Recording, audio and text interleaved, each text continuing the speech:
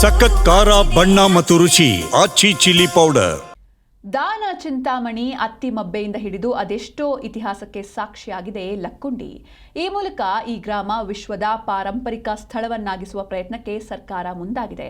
ಈಗಾಗಲೇ ನಿಧಿ ಸಿಕ್ಕ ಹಿನ್ನೆಲೆ ಉತ್ಖನನ ಕಾರ್ಯ 2ನೇ ದಿನಕ್ಕೆ ಕಾಲಿಟ್ಟಿದ್ದು, ಇದಕ್ಕೆ ಜಾತ್ರೆ ಕಾರಣದಿಂದ ಗ್ರಾಮಸ್ಥರು ವಿರೋಧವನ್ನ ವ್ಯಕ್ತಪಡಿಸ್ತಾ ಇದ್ದಾರೆ. ಈ ಕುರಿತ ಒಂದು ವರದಿ ಇಲ್ಲಿದೆ, ನೋಡ್ಕೊಂಡು ಬನ್ನಿ.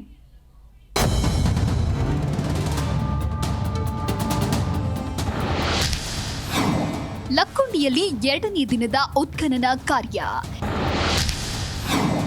ಶೋಧ ಕಾರ್ಯದ ವೇಳೆ ಪುರಾತನ ವಸ್ತು ಪತ್ತೆ.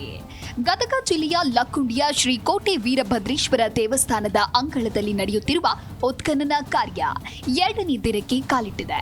ಆದರೆ ಇಂದು ಐತಿಹಾಸಿಕ ಲಕ್ಕುಂಡಿ ಪ್ರಾಚೀನ ಶಿಲಾಕೃತಿಯ ಪತ್ತೆಗೆ ಸಾಕ್ಷಿಯಾಗಿದೆ.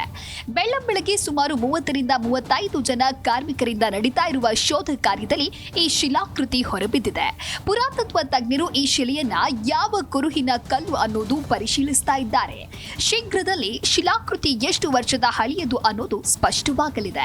ಈಗಾಗಲೇ ಉತ್ಖನನ ಸ್ಥಳವು ಸೂಕ್ಷ್ಮ ಪ್ರದೇಶ ಅಂತ ಘೋಷಿಸಲಾಗಿದೆ. ಸಾರ್ವಜನಿಕರಿಗೆ ಪ್ರವೇಶ ಸಹ ನಿರ್ಬಂಧಿಸಲಾಗಿದೆ. ಲಕ್ಕುಂಡಿ ಅಭಿವೃದ್ಧಿ ಪ್ರಾಧಿಕಾರದ ಅಧ್ಯಕ್ಷ ಹಾಗೂ ಜಿಲ್ಲಾಧಿಕಾರಿ ಸಿಎನ್ ಶ್ರೀಧರ್ ಆದೇಶದಂತೆ ಕಾರ್ಯಕ್ಕೆ ವ್ಯತ್ಯಯ ಉಂಟಾಗದಂತೆ ಫೋಟೋ ಮತ್ತು ವಿಡಿಯೋಗ್ರಫಿ ಮಾಡುವುದನ್ನು ನಿರ್ಬಂಧಿಸಿ ಆದೇಶಿಸಲಾಗಿದೆ. ಸ್ಥಳೀಯರ ಪ್ರಕಾರ ಲಕ್ಕುಂಡಿ ಮೊದಲು 7 ಗ್ರಾಮಗಳ ಅಗ್ರಹಾರವಾಗಿತ್ತು. ವಿಜಯನಗರ ಅರಸರ ಆಡಳಿತದ ನಂತರ ಜನರು ಇಲ್ಲಿ ನೆಲೆಸಿದ್ರು. ಈ ಪ್ರದೇಶದಲ್ಲಿ ನಾಣ್ಯ ತಯಾರಿಕೆ, ಕಲ್ಲಿನ ವಿಗ್ರಹಗಳು, ಬೆಳ್ಳಿ ತುಣುಕುಗಳು ಅನೇಕ ವರ್ಷಗಳಿಂದ ಸಿಗುತ್ತಲೇ ಬಂದಿವೆ. ಹಾಗಾಗಿ ಲಕ್ಕುಂಡಿಯ ಐತಿಹಾಸಿಕ ಮಹತ್ವ ಹೊರಬೀಳಲಿದೆ. ಇನ್ನೂ ಹೆಚ್ಚಿನ ಪ್ರಾಚ್ಯಾವಶೇಷ ಸಿಗುತ್ತದೆ. ಒಂದು 6ರಿಂದ 8 ಅಡಿ ನಾವು ಕೆಳಗೆ ಹೋದಾಗ ನಮ್ಮ ನೈಜವಾದ ಲಕ್ಕುಂಡಿ ಕಾಣಬಹುದು. ಇನ್ನೂ ಇದು ಸ್ಪೀಡಪ್ ಆಗಬೇಕಾಗಿದೆ, ಸ್ಪೀಡಪ್ ಆಗುತ್ತೆ. ಇನ್ನೂ ಹಲವಾರು ಪ್ರಾಚ್ಯಾವಶೇಷಗಳು ಇದರಿಂದ ಸಿಗ್ತವೆ. ಈ ಕೋಟೆ ವೀರಭದ್ರೇಶ್ವರ ದೇವಸ್ಥಾನದಿಂದ ಸಿದ್ದರಬಾವಿಗೆ ಏನು ಮೆಟ್ಟಿಲುಗಳ ಒಂದು ಸಂಕೀರ್ಣ ಇದೆ ಅಂತೇಳಿ ನಮ್ಮ ಹಿರಿಯರು ಹಾಗೂ ಇತಿಹಾಸ ತಜ್ಞರು ಹೇಳಿದ್ದರು. ಅದರ ಪ್ರಕಾರವಾಗಿ ಇಲ್ಲಿ ಉತ್ಖನನ ಕಾರ್ಯ ಪ್ರಾರಂಭವಾಗಿದೆ ಸರ್. ಜಾತ್ರೆಗೆ ಸಿದ್ಧತೆ ನಡೆಯುತ್ತಿರುವಾಗಲೇ ಸರ್ಕಾರದಿಂದ ನಿರ್ಬಂಧ. ಭಕ್ತರ ಭಾವನೆಗಳಿಗೆ ಧಕ್ಕೆ ತಂದ್ರೆ ಬೀದಿಗಿಳಿಯೋದು ಗ್ಯಾರಂಟಿ.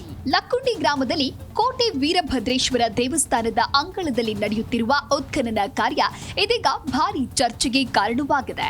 2ನೇ ದಿನಕ್ಕೆ ಕಾಲಿಟ್ಟ ಉತ್ಖನನ ಕಾರ್ಯದ ವಿರುದ್ಧ ವೀರಭದ್ರೇಶ್ವರನ ಭಕ್ತರು ಹಾಗೂ ಗ್ರಾಮಸ್ಥರು ತೀವ್ರ ಆಕ್ರೋಶ ವ್ಯಕ್ತಪಡಿಸಿದ್ದಾರೆ.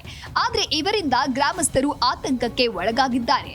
ಮಾರ್ಚ್ 20ರಿಂದ ನಡೆಯಲಿರುವ ವೀರಭದ್ರೇಶ್ವರ ಜಾತ್ರೆಗೆ ಸಿದ್ಧತೆ ನಡೆಯುತ್ತಿರುವಾಗಲೇ ಸರ್ಕಾರದ ಈ ಕ್ರಮ ಭಕ್ತರ ಭಾವನೆಗಳಿಗೆ ಧಕ್ಕೆ ತಂದಂತಿದೆ ಅಂತ ಸ್ಥಳೀಯರು ಆಕ್ರೋಶ ವ್ಯಕ್ತಪಡಿಸಿದ್ದಾರೆ. ಕೋಟೆ ವೀರಭದ್ರೇಶ್ವರ 47 ವರ್ಷದಿಂದ ಭಾಳ ವಿಜೃಂಭಣೆಯಿಂದ ಜಾತ್ರೆ ನಡೀತಿತ್ತಿಲ್ಲೇ. ಈಗ ತಾವು ಉತ್ಕಲ್ಲ ಮಾಡೋ ಜಾಗ ನಮ್ಮ ಅಗ್ನಿಕುಂಡದ್ದು. ನಮಗೆ ಈ ಜಾತ್ರೆ ಮಾಡಲಿಕ್ಕೆ ಇಲ್ಲಿ ಕೊಡಲಿಕ್ಕೂ ಸತ್ಯಕ್ಕೆ ಮತ್ತು ಇದನ್ನು ನಿರ್ಬಂಧ ಹಾಕಬೇಡ್ರಿ, ದಯವಿಟ್ಟು ವಿನಂತಿ ಮಾಡ್ಕೊಳ್ತೇವೆ.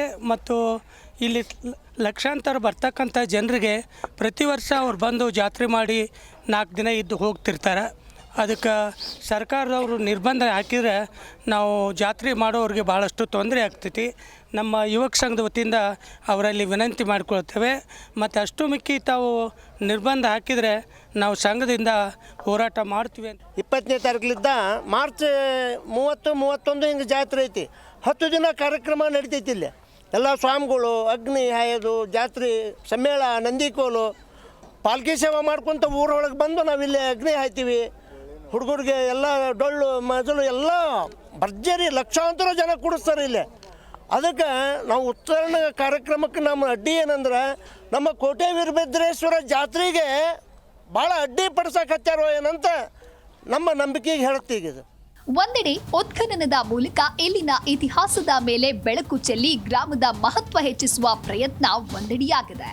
ಮತ್ತೊಂದು ಕಡೆ ಗ್ರಾಮದಲ್ಲಿ ನಡೆಯುವ ಜಾತ್ರೆಗೆ ಉತ್ಖನನ ಕಾರ್ಯ ಅಡ್ಡಿ ಆಗಿದೆ ಅನ್ನೋದು ಸ್ಥಳೀಯರ ಅಸಮಾಧಾನ. ಈ ನಿಟ್ಟಿನಲ್ಲಿ ಜಿಲ್ಲಾಡಳಿತ ಎದುರಾಗಿರುವ ಧಾರ್ಮಿಕ ಭಾವನೆಯನ್ನ ಯಾವ ರೀತಿ ವಿಶ್ವಾಸಕ್ಕೆ ತೆಗೆದುಕೊಳ್ಳುತ್ತೆ ಅನ್ನೋದು ಪ್ರಶ್ನೆಯಾಗಿದೆ. Farooq Makhandar, Zee Kannada news, Gadag.